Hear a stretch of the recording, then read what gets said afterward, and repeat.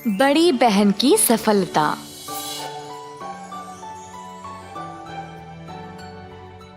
एक बार नरसापुर के गांव में थे 4 बहनें।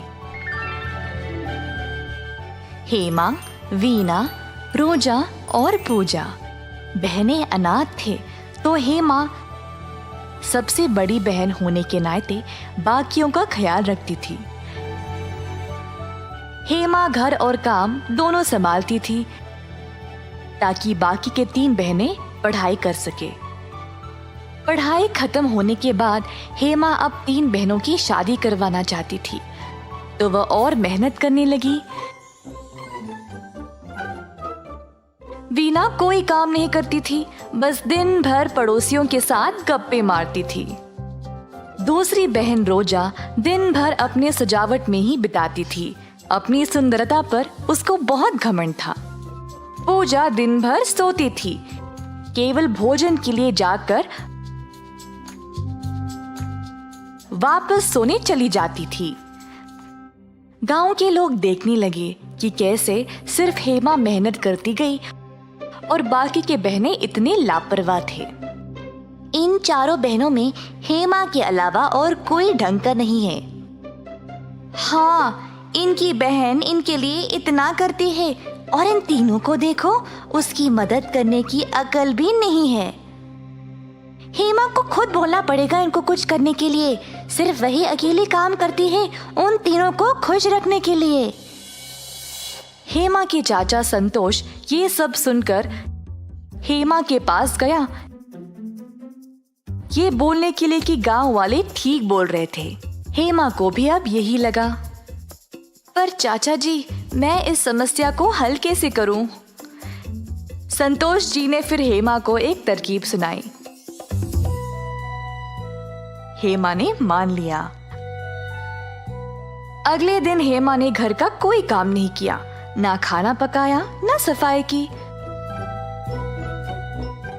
बस अपने काम पर चली गई।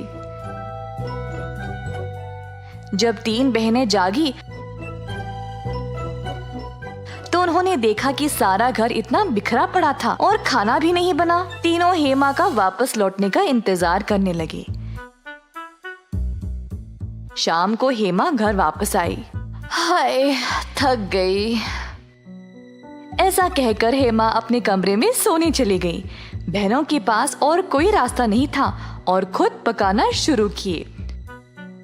रसोई में उनको बड़ी दिक्कत हुई क्योंकि उनको कोई काम आता ही नहीं था। जैसे तैसे करके अंत में खाना तैयार हो ही गया। हेमा को भी फिर उन्होंने खाना परोसा। वह खुश थी कि संतोष चाचा की योजना काम कर गई, पर हेमा रुकी नहीं, रोज ऐसे ही करने लगी।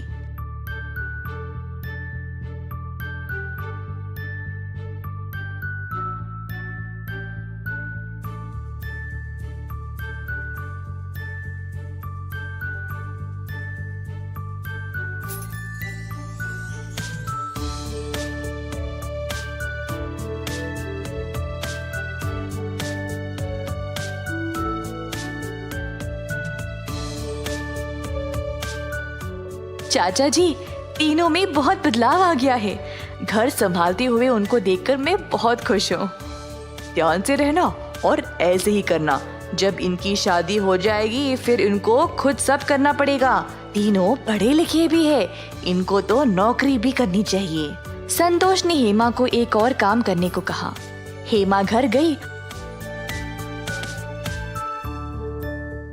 और तीनों को मोहल्ले में घुमाने के लिए ले गई। क्या हुआ दीदी, आप हमें अचानक घुमाने के लिए क्यों ले जा रहे हो मोहल्ले में? बस ऐसे ही, चलो। बाहर निकलते ही सब लोग बातें करने लगे।